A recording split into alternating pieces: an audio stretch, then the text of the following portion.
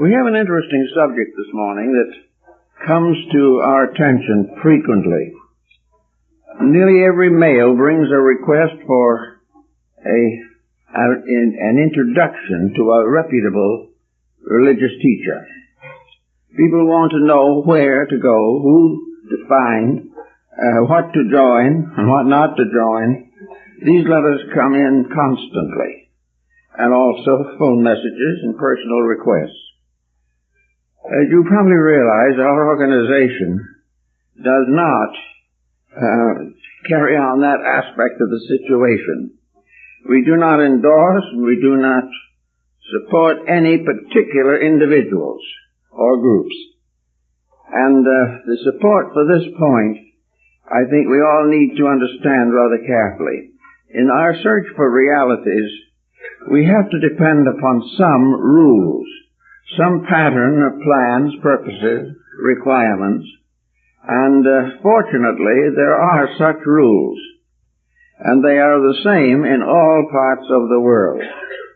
The teachings of the Arhats of China and the Adepts of Europe, the alchemists, the Gnostics, all of these different groups, the esoteric sections in all cases are the same in principle, and very largely the same in practices, for the simple reason that, like the science of medicine, wherever you are, if you have a certain ailment, you have to take the remedy that is indicated. And anyone seeking truth must follow the path, must follow the ancient, eternal, unchangeable way, because it has to do largely, in fact completely, with the individual himself. In the adept tradition in Europe, we have the alchemistical disciplines, the series of processes which lead to the transmutations of base metals. These metals being represented by the planets and by the chemical formulas that are found in the ancient alchemical manuscripts. In the Asiatic side, in Buddhism, or Taoism, Confucianism, Hinduism, we find also that arhatship or adeptship is the result of a specialized discipline. It is a process dependent for its success upon the individual himself.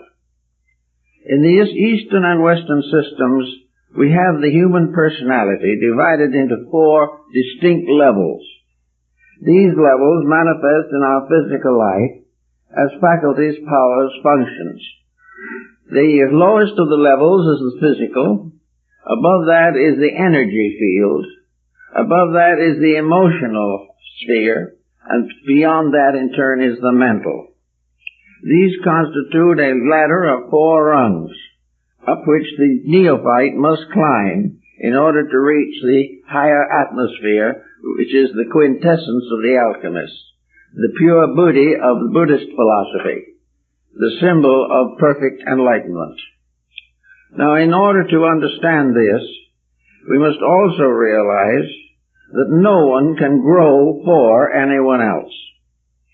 There is no possibility of shifting the responsibility of growth upon a teacher, upon a formula in an ordinary sense, or upon any group of factors. Growth is simply a process of growing. Now, we are all, as non-initiated souls, like children passing gradually from adolescence to maturity. The great teachers of the past instructed us. They were our ancestral guides. Now we must start out on our own. And one of the problems that we face in the present generation is this matter of trying to help young people to go out on their own. First of all, they are going to anyway, because parental influence is no longer strong enough to hold them. You can teach them whatever you want to, but in the long run, most of them will do what they intend to do. Maybe some of them will have difficult experiences and will have to grow through suffering. Others find themselves more independently and become highly desirable citizens. But each has to find its own way by means of the characteristics, the basic integrities with which it is endowed. So when we start to work with the problem of teaching, to try to find a teacher, we know that all a teacher can do is to tell the individual to do certain things. He cannot make anyone do these things. And he can only say, if you wish a certain result, you must be set in motion the causes which will result in that effect. If you are not willing to cause it, you cannot have it. No one else can have it for you. The gods will not bestow it. Each individual must earn his own destiny, must fulfill the plan for which he was intended, as part of a system that has as its objective the enlightenment of everything that lives. This enlightenment, however, is a completely individual responsibility. Now, it is possible for a person to become inspired by association with desirable types of thinkers and believers, the meeting of the individual with other persons of high resolve, high intention, noble experience in life. All these things are objective helps, but they do not contribute the actual substance. All they can possibly do is inspire. This is all any teacher can do, is to inspire the individual to do his own job. And anyone promising other than that should be approached with due caution, because of the fact that though most people are looking for someone to give them a painless solution for the mysteries and miseries of existence. We want to do mostly what we please, but we want to find a way of doing it and escape the consequences of our mistakes. This is just not possible. And no matter how much is claimed, the fact remains that each individual must live out his own pattern of purposes. There are rough instructions, however, and some of them are pretty rough, as to how this is done. One of the first is to realize this set of 4 steps, and to realize that the life of sanctity begins at the bottom of these steps and ascends gradually. And in the Eastern system, in the system of the Yoga and the Arhats and the Lohans of China, the Taoist system, and also the Muslim mysticism, the simple fact is that all growth begins with the proper development and integrity of the physical body. The physical body must become the pedestal or base upon which the project is situated or fixed. So the aspirant begins by considering the means by means of which the physical body can be brought into the closest possible relationship with normalcy and harmony. This means that any destructive habit which endangers the body blocks the entire procedure. The individual cannot go along and have a little marijuana now and then and accomplish the things he wants to accomplish. He cannot, it's not possible. The physical body must come first. Now your ascetics, even in the Old Testament and in most of religions, went out into the wilderness and there meditated and prayed in solitude. We have a wilderness also, but it's called chaos. It's where we live now, and if anything could be more a wilderness, we don't know. This is what the Muslim calls the desert of waiting. The place where everything now lacks the quietude that we associate with the deserts, the mountains, and the valleys. Therefore, we cannot really go away and simply devote our lives to that kind of physical therapy. Naturally, if we could get out of the city, get away from the smog, get rid of our debtors, all these things, it would help. But most persons are not willing to make such sacrifices. So the physical problem has to be solved as it is in Mahayana Buddhism, not by going into the desert and meditating and praying, but facing each day with an increasing degree of internal enlightenment. In other words, the physical world must be conquered in the person. He must find ways of living in this material existence without being damaged by it. Now, this is hard to think about because almost anything we do will damage us. But the thing that damages us most is when we have to do what we do not want to do. Therefore, the beginning of the correction is to stop not wanting to do that which is necessary. We can avoid certain pitfalls by not setting the causes in motion. We can keep the body in the best condition as long as we can by moderate living. We can also make sure that it has proper ventilation, proper nutrition, and has opportunities for peace, quietude, and sleep. One of the things that the old systems always point out is the importance of keeping away from artificial drugs to produce the effects that are desired. It cannot be entirely followed, but we should not attempt to bring the body under control by doping it. It has to be done by the intelligence of the individual, who is the caretaker of that body, and is therefore responsible for its functions. He must decide that the body is a younger brother to the mind, and that it is the duty of the elder brother to guard and protect the younger brother. It is the duty of the individual never to neglect the physical requirements of living, but never to accept the extravagances which come from lack of insight. The great life, the enlightened life, must be normal, but it must also be simple. A simple and direct life. Extravagance has a tendency to damage the body as well as the rest of the organism. The process of living in this body only to use it for the fulfillment of self-centered ambitions and purposes is wrong. The body is the servant of an individual who presumably knows what he's doing. And if the person doesn't know, the body cannot follow the leadership. And without leadership, the body falls apart. So the beginning of the road that leads to enlightenment is to settle down quietly and take whatever time is necessary to make a friend of the body for the first time perhaps in our lives. Make the body a valuable and important member of our personal collective. Give the body its rights and its dues. Do not dissipate it. Do not damage it. Do not exhaust it on useless enterprises. The body is willing to be martyred to a great purpose, but never to a small one. Therefore, the body must be considered first. This means a gradual modification of many attitudes that we have.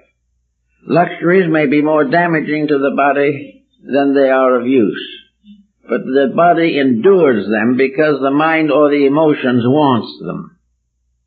And wherever the mind and the emotions lead the body to excess, there is damage. This must be carefully watched and regulated, or we will get into trouble. Now, beyond the body comes the second area, which only is workable, usable, and possible if the body has already been brought into order. We must ascend, always building upon a solid foundation. Until we have solved the lower, we cannot pass to something higher. Assuming we have regulated the body, that we have given it all that it needs, but never for a moment sacrificed its well-being for some other purpose of our own, unless that sacrifice is justified by moral expediency, by the need to give something beyond our normal. The individual who gives their life to save another life has not disfigured the body. They have given it to a purpose that is higher. That which is higher is always the basis of the realities and the right values of things. But assuming that we now live simply, that we are not subject to extravagances, that we are not dissipated, and that the body is not disturbed by any external situation, that the body is not working for something, not working for something that is worthwhile, that it is supporting an extravagance of the mind and not the need of its own integrities. So the body being settled, we pass to the second level, assuming that the body has now been disciplined as the first step of discipleship. The energy fields or vital body, etheric double of the physical, is the source of our supply of life force. It is that which animates all things and makes them alive. This aliveness is primarily turned downward. It is the aliveness, the vitality, which protects the body and makes it capable of receiving into itself stress and strain from higher causes within its own structure. Now, the vital body being an energy field, the individual who wishes to advance in spiritual matters must reduce energy pressures. They must not waste energy, because energy is life, and life is the power of God in us. Therefore, energy must be conserved. Energy must be distributed properly. We come almost under a heading of physical culture here. We have to see that the energy field is given ample opportunity to express itself constructively, but that any intemperance which wastes energy becomes a leakage in the energy field. And through this leakage it escapes and is not available for reasonable purposes. Energy to be maintained must have proper nutrition. It must have proper rest and relaxation. It must be energized by a physical body that is temperate and therefore does not waste or destroy energy. Energy cannot live unless the physical body is reasonably ordered. If it is reasonably ordered, then it can provide a proper footing for energy growth. But if the individual suddenly gets into a temper fit, the waste of energy damages both the vital body and the physical. The individual in hysteria, the person who is constantly a neurotic, the individual who starts worshiping energy waste, doing things that are not significant and not important. All energy is to be used for constructive purposes in order that energy, which is life, a part of which has been given to us, will be used as it was intended to be used for the greater good of all that lives. All energy which has not some justification in value becomes a dangerous factor in our composition. So energy enables us to do all kinds of useful things. It also will support us in extreme hardships on many cases. But it cannot stand or survive misdirection from below or wrong attention from above. It must be given the care and discipline necessary. Energy discipline involves one important factor: quietude. Quietude means that the human body must at certain times rest. If the energy does not remove its pressures from the body, then the body cannot rest, and the least we can expect is fidgets, and they are no good either. The individual who can't sit still, who can't keep quiet, who finds it impossible to do simple things in a simple and efficient manner, the individual has to exaggerate all actions, and finding themselves highly nervous, must take a sedation. This type of thing is deadly to the development of any higher faculties. If the individual wishes to remain on the level in which these things are done, he has the right. No one can take it from him. But if he wants to be better than he is now, he must correct the mistakes that burden him now. He must have motives, purposes, and ideals stronger and better than those which he has been nursing in the past. So he does everything possible to use energy wisely. He may feel that it is an eternal factor, that he will always have it, but he will find that this is a mistake. If he wastes it, he will not always have it. The body is itself a fallible thing, and to make it useful, helpful, and constructive as long as possible, its essential resources must be conserved. One of the physical forces and sources of energy is nutrition. So this comes into this pattern. Proper nutrition. Nutrition that is not fatty. Nutrition that is based upon, as far as possible, a full understanding of the requirements of the body and its nervous structure. Nutrition is very important because without it, the individual has no foundation upon which to build. Therefore, the first problem is to get the body into physical condition that is suitable to become a living temple. And the second step of the problem is to create within this living temple an atmosphere of divine presence, the energy being the presence of the infinite within the structure of the finite. This, and then, if it is accomplished, if the individual finds that he is able to make these corrections and never waste energy, wasting energy can be simply the support of a poor cause. It can be talking too much when there's nothing to say. It can be almost anything. On the other hand, the loss of these wastefulness factors should never result in a doubtful personality. The energy factors that are constructive are pleasant, more pleasant in the long run than those which cause trouble.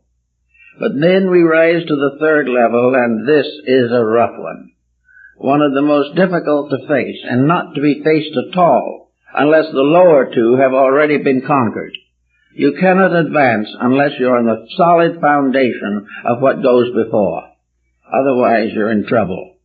The energy factor we have to have, and one of the great uses of energy, of course, is emotion. Now, the emotional factor is where, in most cases, the human being is oriented. He lives in a combination of vital, emotional, and physical factors. And as long as this continues, he is basically a biped, but still not raised to human estate. The energy fields that involve emotion must be cleansed and purified. Emotions must be free of all negative, toxic attitudes.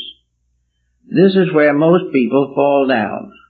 I know we have cases constantly of people who are trying to develop spiritual overtones of life, who spend their lives seeking for truth and hating each other.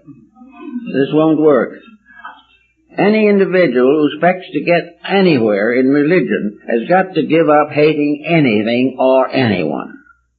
He may not want to cultivate that person. He may not feel that that person is right. But the moment he uses emotional energy negatively, he is destroying himself and not the other person. Any destructive attitude of the emotions must be corrected. Emotions must be open, constructive, idealistic, and be no more nor less than that which is recommended in the Sermon on the Mount. The very point of this is clearly revealed in Christian doctrine. But there are very few Christians that manage to make it. Because there are very few people in this world, including Christian sects, that like each other.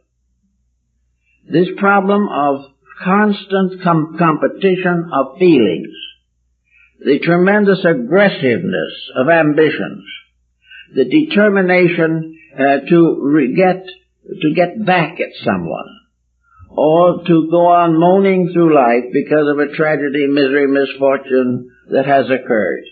The person who is emotionally disturbed a large part of the time will not get any further. In fact, he won't even reach this level successfully.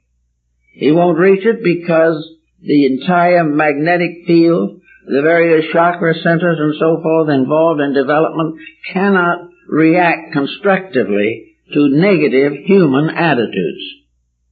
The individual can assume that he is going to make it anyway, and he is going to try perhaps and find a teacher who will help him to be enlightened without correcting these faults.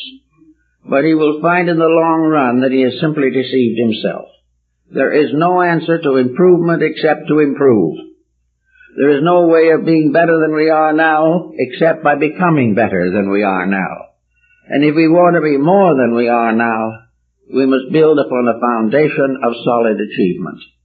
Otherwise, the entire problem becomes a travesty. Now, in religious organizations, we find the tendency, especially in modern times, to overlook or gloss over lightly these problems of conduct in relationship to spiritual growth. We are more or less invited to believe that if the person joins a religious organization, this does it. That if the individual gets up and claims that he is going to be a good Christian or a good Buddhist or a good Brahmin or a good Jew, that the affirmation does it. This is not true. The individual is never any better than his own conduct. He is never more advanced or more spiritual than the dignity of his attitudes toward life. Therefore, in the problem of searching for a teacher, we have to realize that our ulterior motives must be very clearly and carefully found out and corrected. Why are we looking for the teacher? Most people have very simple answers. I got a letter not long ago. The individual said, I've been miserable all my life, I'm half sick and I'm neurotic, and I want a way out to something better. Well, now that's a common kind of appeal, and you respect it. It is something to respect. But the only way this individual can get what they want is to change themselves. And anyone who promises to give them enlightenment without correcting their faults is themselves deceived or unaware of the facts. How can we change a person who is resolutely determined to stay as he is? How are we going to correct the condition or the faults of a person who is perfectly willing to correct his virtues a little more, but will not for one moment change his faults? Now, faults are funny things. On a personal level, they've broken more homes probably than any other factor in history. Second place probably is religious conflict, then political conflict, then racial strife, then national misfortunes. Everywhere in the world, man looks for peace, but he expects to achieve it by overcoming his enemy. We are right now in a heavy political situation all over the world. We are faced with the danger of a great war to create peace. And this is what happens in nations, and it happens in the individual. We cannot be happier than we are unless we earn a happiness greater than that which we have now.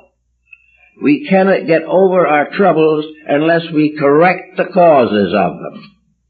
And this is an esoteric doctrine that has sent the yoga student and the Zen man into the mountains for centuries, to fight this out, to come to the final conclusion that you have to be right or you will continue to suffer. Now, rightness in the case of emotions is, as you have realized, the Bodhisattva doctrine of Northern Asia is the doctrine of the love principle. Christ says to love our enemies. And now it's mostly impossible to get along with our friends, let alone our enemies. We are expected to do these things, not read about them. We are expected to look around through our own lives and say, this is a messy spot and I've got to clean it up.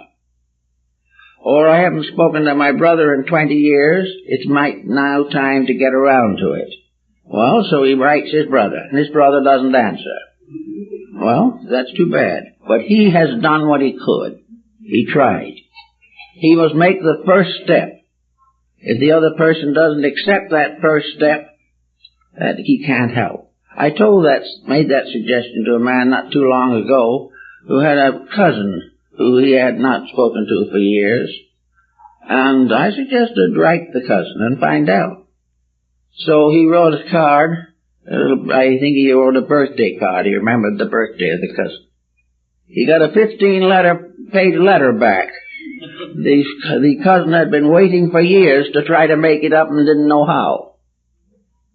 These are the things that happen. We cannot do anything unless we try. And in the emotional level, we have to try to get away from hurting anyone. Because as we go on hurting others, we hurt ourselves the most. Now this is where many people get into trouble. They cannot get away from a certain negative reaction to society around them. This is largely due, of course, to the condition of society. No one questions that. But this condition of society is the consequence of the individuals all feeling this way. Somewhere we have to break the impasse, and the only place any individual can break it is in himself. So we have to start in to use the emotions constructively. Emotions are to be beautified and nobled. They are to become more pure, more understanding, more generous, more forgiving.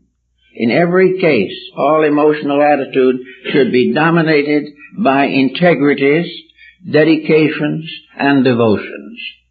There should be nothing in the emotional life of the person that is a cheap compromise with principles.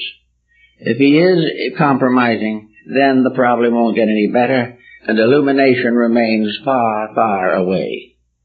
So the person, instead of taking lessons or trying to meditate their way out of their problems, should sit down and say to themselves, I meditate every day. Can I say honestly that every day that I meditate, I live better? Am I depending upon spending a time in affirmation or positive thinking and then going out and doing exactly what I did before? There must be no interval. The Swami Vivekananda pointed out definitely that there should never be the slightest inconsistency between meditation and its attitudes and the conduct when not in meditation. Meditation is a way of life, and a proper life is in meditation through all waking hours. Not in a sacramental way, but it's simply a kindly, gentle, well-wishing for all that lives. Emotion also has to be fought out on the plane of selfishness. In these days, selfishness has become so important that we permit it to influence and undermine our integrities.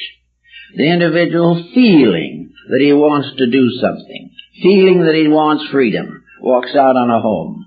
The individual feeling they want to have greater estate, walk out on their family also. Everywhere the individual is thinking of himself only, what he wants to do, what he wants to be, and the magnificence of a career of his own choosing. If we watch the papers and watch the records carefully, we will see that nature itself is already stepping in to prove that this attitude is wrong. We have used it for years, and the world is in the worst conditions it's been in recorded history. The great freedoms we talk about have made us slaves to freedom. The great dominations of each other that we've talked about has produced a world of slaves. And most of all, we are the slaves of our own attitudes. So on the emotional level, it is necessary for the individual to control his own life in a friendly, loving manner, to try to do the best job he can under the circumstances, never to get the most he can for doing the least he can. The moment this happens, a strange spiritual barrier is raised which we don't recognize, we don't know about it, but it has put a block on our thinking and our understanding, and while it's there we can't go any further. It is for this reason that in the ancient wisdom teachings, the corridors and byways of the underworld, where we are all struggling, were also beset with evil spirits and monsters and dragons and all kinds of horrible and frightful things. These frightful things are wars and pestilences and disasters and plagues, all these things, and the little private antagonisms of people that go from one generation to another, passing on a hatred the cause of which is forgotten. All this type of thing is part of the emotional life, and the emotional life should be simplified into kindness. In the Buddhist philosophy, the Lord Maitreya is the next world teacher. The word Maitreya means, or when translated, kindness. Therefore, kindness is the next great avatar that must come to redeem the world. And wherever kindness ends, it must begin with us. Kindness is something that must so dominate that all negative attitudes and negative feelings are simply given up as useless. And the person finds that in kindness and forgiveness, that he will have a great sense of warmth, of integrities, of kindness, of fineness within his own nature. Otherwise, he will continue to live under the shadow of old memories, old bitterness, and this and that. Also in the emotional realm is the problem of emotionalization of our own conduct. We look back upon a life that we have lived for many years. We realize that in that life we have caused trouble and we have been troubled. We have had a difficult problem raising a family. We have had divorce or damage to our home and domestic relationships. We were left orphan or put out to adoption. All these things happened. Or perhaps we were spoiled, given everything we wanted, and brought up to believe that we live for the principle of fulfilling any appetite that we feel. This again is a great detriment. But in all problems, we have to look back upon the emotional background of ourselves and remember how we felt and why we felt, and say to ourselves very simply, are these old emotions still hurting us? That is really one of the bases of psychoanalysis and psychotherapy. Most people who are neurotic or frustrated are in trouble largely because of their own memories. Memories that hurt. Memories that seemed unfair. Memories that made them hate their parents or their grandparents or their own children. Memories that separate people because of dismal notions and reverberations out of the past. This type of memory problem is very difficult to work with, but it has to be worked with. The only way you can get over a bad memory is to find out why it was necessary. If the individual could take the memories that he has and transmute them in terms of experience, he would find that everything that happened to him was tremendously important, and he might be grateful indeed for circumstances that he now regards as terrifying or terrible. Each thing that happens to him was an opportunity to grow. Each misfortune is an opportunity to rise to a higher level of personal integrity. Each heartache is the possibility of transforming this attitude or this emotion into a great and deep recognition of universal unity of life. Each person can take his own memories, and by understanding them correctly, he can use them to grow with rather than to allow to hurt him. Nearly always a memory that hurts is a memory of an action that we have never learned to understand, never learned to affect, and never learned to get along with. So we have these problems on the emotional plane of life. And we must come out of it with a kindly attitude, a willingness to bless regardless, and a perfect willingness to see others succeed more than we do, advance better than we are, and take life as a series of disciplines in which integrities do work out.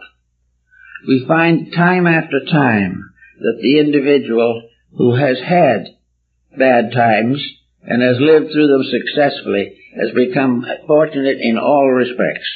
It is a case of living through it and growing with it, and not allowing oneself to turn into a dope addict or an alcoholic because of a miserable childhood. All of this is an emotional frustration. It's there, and maybe the individual in any certain case may not be able to handle it in this embodiment. But if he can handle it and doesn't do anything about it, he has no right to say that he is searching for a higher level of understanding and insight.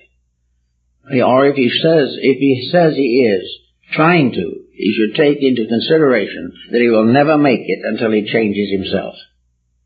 Now beyond and above this, we have the next level, which in Jnana Yoga represents, in a sense, wisdom, the mind. Now the mind is probably the most important instrument that we have, but it has much the quality of an atomic bomb by which it was brought into existence. The mind is an attitude of individuality. The mind separates the individual from all other individuals. at the same time that it bestows upon him the ability to recognize a possible kinship with others. The mind itself is a separating force working mostly downward into the material life. It is the reason why some people are paid 10 times what they're worth, simply because the mind has caused them to become indifferent to integrities. The mind can cheat and justify it if ambition is strong enough. Therefore, the mind is the power of the individual to compete successfully with other individuals. It is the power of a nation to compete with other nations and the instinct to do so. The mind is forever seeking and conspiring to advance the estate of the person, not the estate in terms of divine insights, but the estate in the terms of physical success. And yet the mind is not that negative an instrument, is not intended to be so used. The mind is the basis of a contemplative justification of life. The mind is the thing that will enable us to sit down quietly, see why we are wrong, how we are wrong, and what happened to people who made the same mistake from the beginning of history. The mind is a philosophical instrument. It might remind us of the fact that we can't lie today any more successfully than they lied in Egypt 3,000 years ago. And we cannot have a selfish way of life now any more than we could when the Roman Empire fell apart.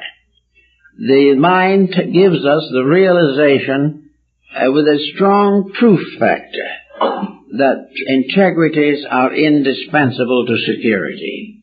The individual who endangers the security of others is endangering his own. And the individual who assists the development of others is contributing to his own development.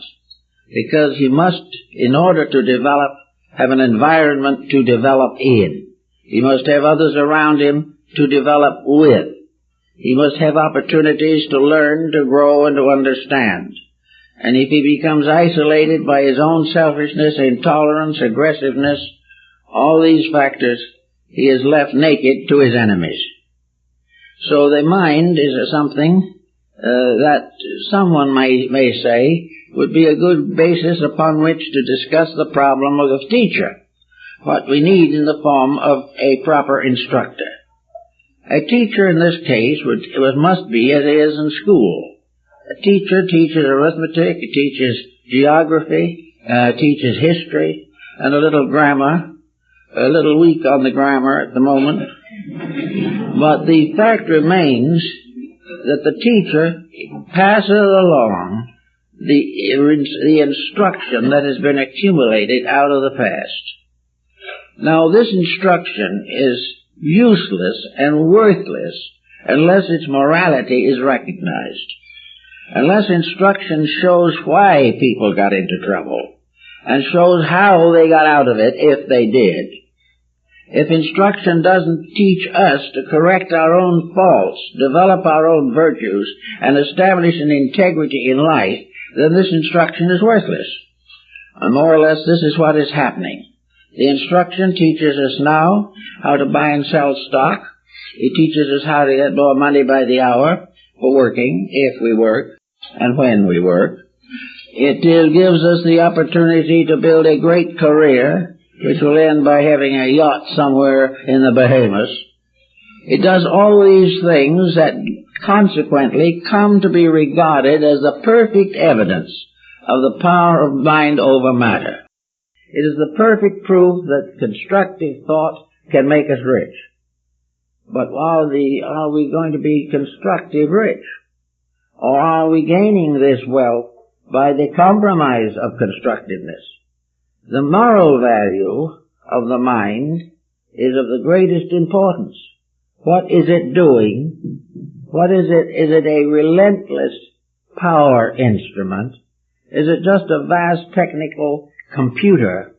Is it something that is soulless and purposeless and only gives us the facts to do with as we please? Or does the mind explain a little to us why things happen and why we can make different things happen in our own lives if we really want to? Is the mind serving us? Is the mind helping us to grow, or is it simply helping us to be lazy? Does the mind mean that we are making better use of our talents, or simply getting more for them, and making no good use at all? Is the mind giving us success in the terms of real estate and stocks and bonds, which incidentally can be wiped out very quickly in spite of mental ingenuity, or more usually because someone else's mind is smarter than ours? This is all part of a great delusion. And yet with this delusion we try to live. So with a mind that won't tell us the truth, or we don't expect it to, or won't let it tell us the truth, a set of emotional factors that will not permit us to be happy, cheerful, pleasant people, a vital system that is so diluted and degenerated by our upper conduct that we are tired all the time, and finally a body that might be well expected to hold on for quite a while, that becomes a wreck in 50 or 60 years. Now this is the pattern against which the ages put up the pattern of human growth. Everywhere we look, we see that nature is insisting upon improvement. Nature will not sustain that which is not growing. Nature will not tolerate forever that which is contrary to the common good. If we want to be successful people, we better get started copying the way nature does it, and not expect to have some strange abnormality make us satisfied and happy. Now we come to another factor then, that is the fifth factor. We can call it what we want to. The Buddhist calls it Buddhi, or the Bodhi of upper intelligence. It has sometimes been called the divine mind. It has been called the upper mind, the psychic mind, the soul mind. And perhaps the soul mind is about as good as anything we can find to call it. This is the censor. This is the power of the soul, which can never rest while the organisms are corrupt. The soul is that which is a small, silent voice, but it's there forever. It is something that finally forces us to recognize that we are not doing what we ourselves really want to do, that we are buried in the confusion of our own ambitions. So the problem of the soul becomes something that is higher than mine. The soul deals in finalities. The soul can ask the individual the simple question, what is all adding up to? All the things we do, are they all ending in the graveyard? Is materiality an acceptable attitude?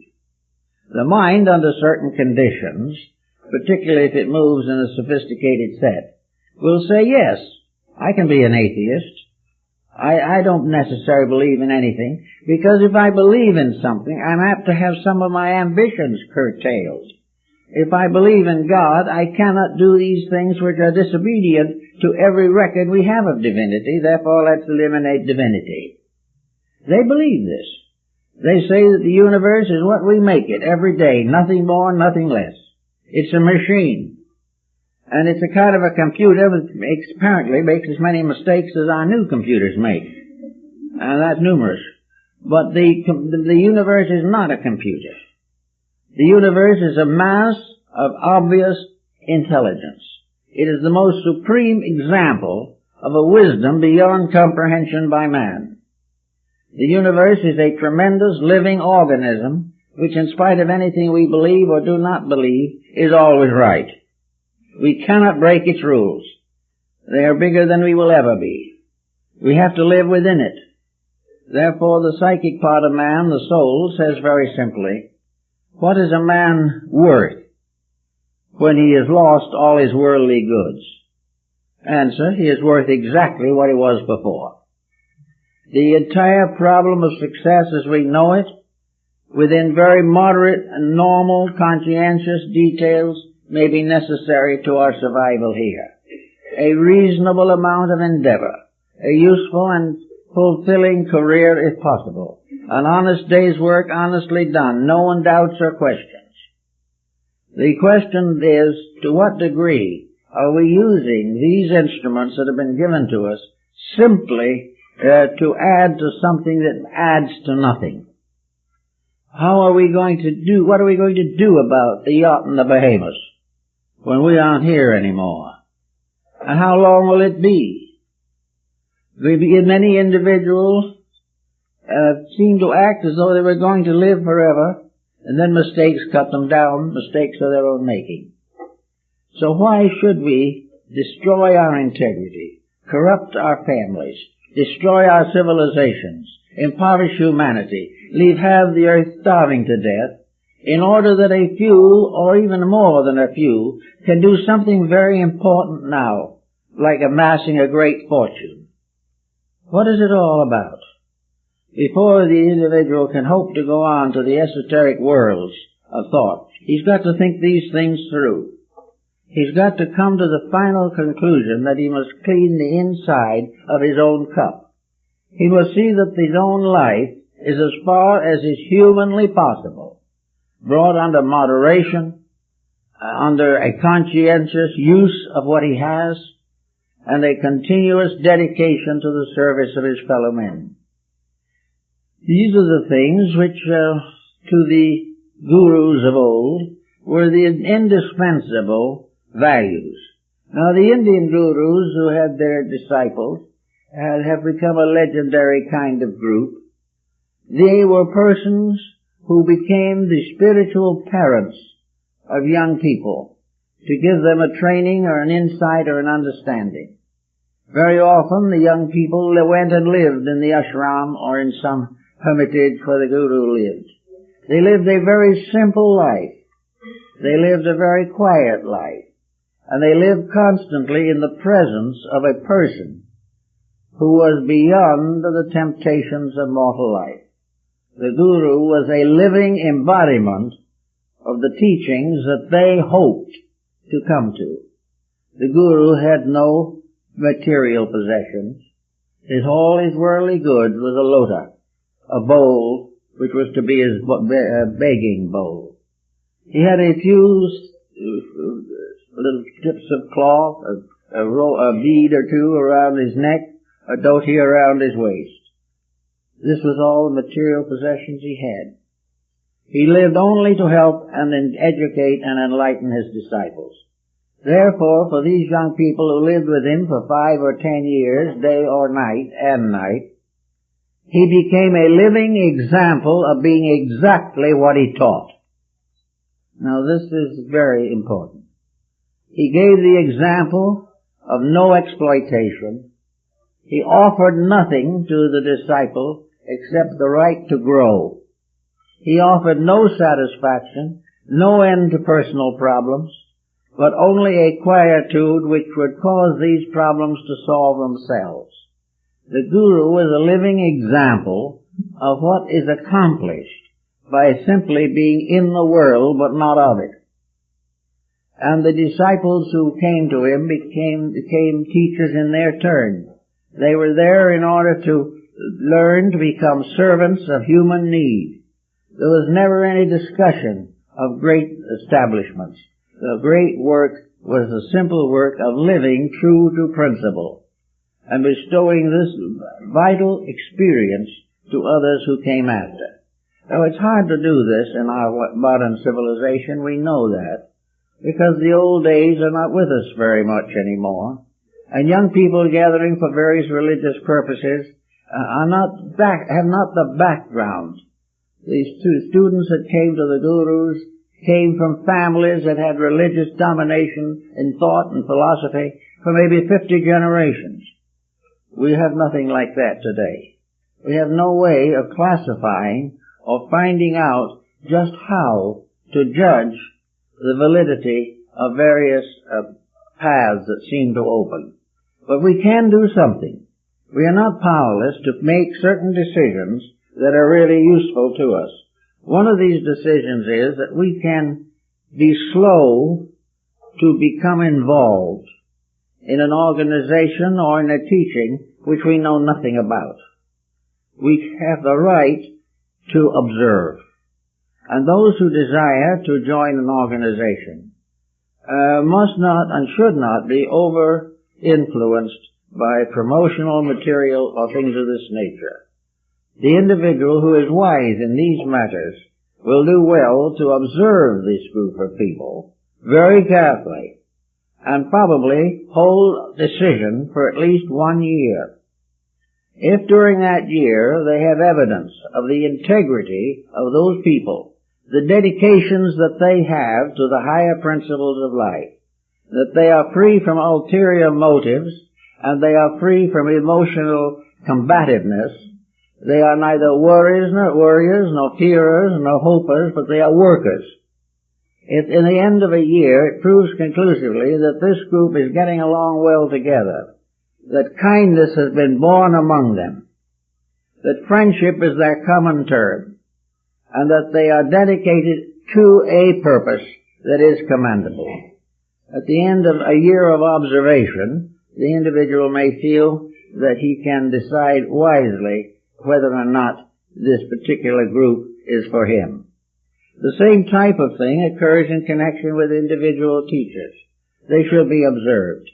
Their motives should be analyzed.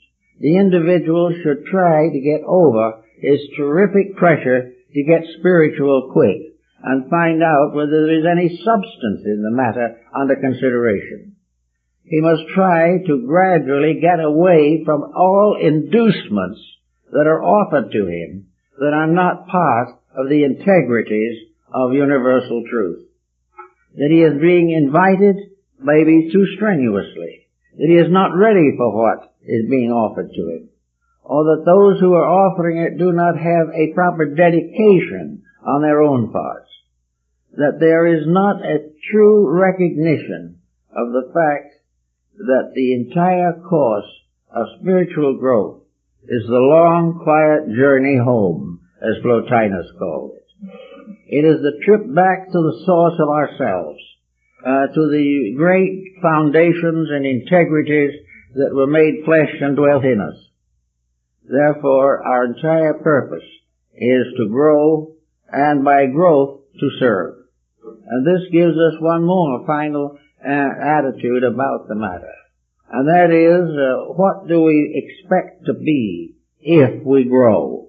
If we achieve the enlightenment that is promised, if we attain to the tremendous internal vision that we would like to have, what are we going to do?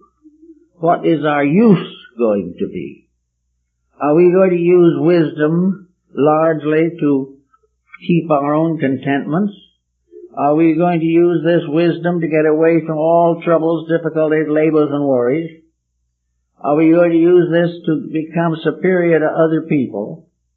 Is it going to glorify us and gratify us to know that we have achieved? All these attitudes are for the most part wrong.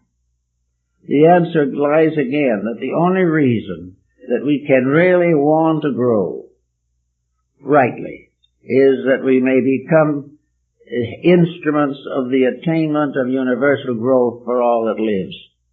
In other words, we become servants of something higher no matter how high we go, until finally we are the servant of truth itself. And until then, the journey isn't over. And when we are servants of truth, we are in slavery to reality. There is nothing beyond that we can go. And yet that slavery is a strange kind of complete freedom, because with it is the recognition of the integrities we seek and the perfect acceptance of a divine state for which we were originally intended. But egoism must go. All of the ulterior motives. The individual must not follow these lines in order to be prosperous or in order to reconcile some inconsistency of his own mind. He cannot possibly have any other motive except a sincere 100% dedication to the achievement of union with the reality of which he is an inevitable part. Until he does this and takes this attitude, he is not safe in his search for spiritual values. Now we have troubles also in the world religions today. What we cannot realize really mostly is that there is one God, although he has 72 names. The names have become important. Today we have a great rise of terrorism in the name of the true God, the God of love and the God of peace. Suddenly becomes a justification for hatred and for everything of this nature. Now we have to be extremely careful in our own lives when we come to recognize our own religious allegiances. If we are in an allegiance to a competitive organization, one that is out to dominate and discredit others, then we either have to join that movement of aggressiveness or else we have to resign our membership. We must therefore try desperately and definitely not to be taken into various creedal and denominational factors. All denominations and all creeds have their place. They are right. They are on one of the rungs of the ladder. But not one of these creeds can prevent us from gradually coming to the realization that truth is one, that unity is the absolute and actual reality, and that all denominations are merely facets of one terrific spiritual reality. Therefore, in serving God, we love all. In serving ourselves, we sacrifice others to our own ambitions, our own purposes, and our own prejudices. On the level of prejudices, which become, in a sense, mental blocks, we find it very easy to have prejudice against various beliefs, but we go back to the Inquisition, we go back to all of the great tyrannies of the past to find out what prejudice does. A prejudice of any kind does nothing but hurt. And instead of that, each person must strive definitely and in every way that he can to overcome all prejudice on levels of religion or philosophy. He may choose his own path, but he should not discredit the path of anyone else. It is their right to do as they please, but not necessary that he conform with it. So each person gradually becomes, in a sense, alone. But the Chinese had a very interesting point of view on this particular point. They had a sacred land, which is not our Eden or our heaven or paradise. But strangely enough, they had a word for it that we have used for many years for something else. The heaven of the Taoist sages of China is called Horizon, from which our word horizon comes. And this is a land in which all the wise and the loving get together. And they go in little ships, their own souls, to this great and beautiful garden world. In this garden world there is no punishment, no evil, no purgatories, only the poets and the scholars and the friends and the mothers and the children and the fathers sit under the trees and enjoy life. And, strangely enough, it is probably one of the few post-mortal state in which everyone is still studying. Those who have passed on are also learning a little something new every day. Life is not static. It's not assumed that the average person can play a harp successfully. Therefore, it's not suggested. Life becomes an adventure in knowledge, an adventure in friendship, in art and music and kindness. And here come the tired and the weary who have done it as best they could and have really tried hard. And they are welcomed into the assembly of the ones who have gone there and have done the thing right. All those in that world there have fulfilled the requirements. They have lost all sense of personal ambition. They are not even ambitious to be there. This is another point. But they are there because when they woke up after death, there they were. But there they were because of the way they had lived before death. They just couldn't help but wake up in a pleasant place because they had devoted their lives to service of others, love and kindness. There was no problem of sectarianism there. Anyone could believe anything he wanted to, because if he wasn't right, he couldn't get there in the first place. But being right did not mean he necessarily agreed with everyone completely. He had his own values and his own interpretations. Therefore, there could be some wonderful discussions and conversations, and the various members could get together in little groups and discuss the eternal values of things. It is said that Lao Tzu went there on the back of his water ox, when the mortal world of China no longer would accept him. So everywhere in this philosophy of ideas, there is a reward, and whether it is horizon, the land beyond, or simply that which is beyond our horizon at the moment, we are all working towards one thing. We are working towards happiness, friendship, kindness, and love. We are working for a better place for our children and their children. We want to have happiness for them, because only in the happiness of others can our own happiness be established. We want to live straight and square and fair. And we would rather live very humbly than compromise the principles which are the basis of life. So under those conditions, the person can attempt to enter the path of wisdom. He can find the way of teachers, the way of knowing what to do. But in each case, the teachers come only when the individual or the disciple attains a certain level.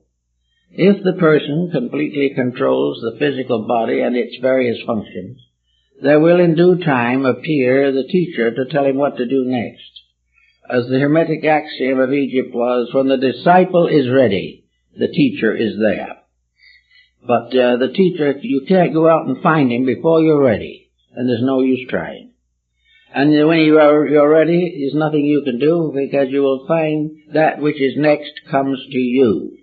Only, however, if you have kept the rules, kept the life, kept the values, and kept the integrities. So there is no need to worry about rewards or anything of that kind. The reward of growth is growth. The reward of individual integrity is to build a better world for everyone else and a happier life for yourself. There are integrities in life, and way back in the period of the god Nebo, in the ancient Babylonian and Chaldean tablets, there is a very simple type of instruction for man which he has never outgrown. One says, when a man builds a house, he shall use good materials and shall cheat in nothing. And if he does cheat, he shall be penalized. An individual who sells something will be punished by God if what he sells is not of the quality represented. Now, this was 3,000 or 4,000 years ago. But no matter what we do or how hard we try, we will never make those thoughts untrue. They cannot be changed. And if you don't believe that, watch what's happening today and see how everything is being shotted and nobody is happy about anything. The integrities are the basis of spiritual growth. And the life and the race and the people who have achieved integrity will have no problems to worry about here or in times to come. So don't worry too much. If you're interested in finding out a little bit about the integrities of life, history is a good start. It's very impersonal, and if it's well written, it tells you what happened to other people when they did the things we are doing. We will learn when they did it right what happened that was good, and when they did it wrong, how punishment was inevitable. From these things and from the study of comparative religion, you will come to understand the principles of integrities. You will come to understand the importance of the realization of universal brotherhood. You will come to the realization of the importance of accepting the normal responsibilities of life, not only with resolution, but with joy. That everything that is necessary is right, and that it is our privilege and opportunity to understand these right things and rejoice in them. We should not feel that a virtue is something we must sacrifice much for. A virtue is something that will help us not to sacrifice our entire life for nothing. So all these points and principles are part of the problem of teaching. Now, what shall we say about how you're going to recommend this to somebody? I think the only way to do it is to realize that in the world today there is an abundant literature by various religions of all times, by means of which the individual can get a brief summary or an elaborate discussion of the great integrities of life and the moral values which mankind has experienced through thousands of years of life. These various instructions will tell the person what good people have thought, what wise people have tried to live, and it will also help us to realize why today we honor and practically deify a handful of great dedicated spiritual persons who have become the foundations of civilization and of everything we hope for, everything we believe. We remember Jesus, who had no place to lay his head, but today is probably the most universally honored of human beings. We believe and recognize the great values that have come from dedication to principles. And we realize that these dedications are not dead, that we will never be so wise and scientific that we can get along without honesty. But all real science will lead us back to honesty. We must gradually recognize the use of knowledge. Knowledge is to prove to us the things we need to know, not that we hope, but that which we know. Therefore, science is to give us a new skill to understand the universe so that we may obey it and venerate it. Art gives us a new instrument by means of which we can picture forth our own inner interpretations of universal beauty. Music is indeed the music of the spheres that Pythagoras heard. It is the power to put all arts into a harmonic relationship. Music is the symbolism of universal harmony, and when it is variously distorted, it destroys its own consequences. Healing is the art of helping to restore the balance of the body, but is not possible to be completed without the unfoldment of the internal resources of the soul. Law is in order to keep us in a reasonable relationship with each other. Laws are most of them devised from ancient sources, and while these laws are naturally and properly kept, they are useful and significant. But when they are carefully intellectualized and integrity is taken out of them, they become a danger to our lives. All forms of knowledge are in themselves good, but the perversions of knowledge are now deemed necessary to success. And while we consider to do it this way and keep on making these perversions, we shall continue to fail, because the success is in the integrities and not in the breaches of integrity. So all the forms of knowledge that we know can help us to become aware of the one knowledge that is necessary, that we are creatures on a long journey through the caravansaries of this world, that we are wanderers in a strange desert of waiting, but that we are in a way wonderfully guided by the wisdom that has been given to us. We are in this world, but we are not destined to stay here. We are not here to become the source of great monuments on the physical plane of life. We are here in a great system of instruction, divinely inspired and divinely maintained. We are all at school together. Now we're in the kindergarten, or one of the lower grades, if it's having a little trouble. But someday we will become grade school teachers. Then we will become instructors in high schools. Then maybe we will be professors in colleges or universities. Those are the degrees of our headship. That is the degree of the esoteric order of things, that we shall rise to higher levels, but always to serve and to teach. But in all this teaching, everything depends upon one point, that all we can actually teach is to inspire the person to grow by virtue of his own integrities and his own potentials. The person can grow because the potential for growth is there. The inside is divine and it's going to come out. But in the meantime, these professors and so forth, the great world teachers and all the others, can only remind us that if we live the life, we shall know the doctrine. It will give us the courage to go and work on ourselves, and using their example as an inspiration, attempt to do that which they have done so faithfully. All of this is part of how to grow.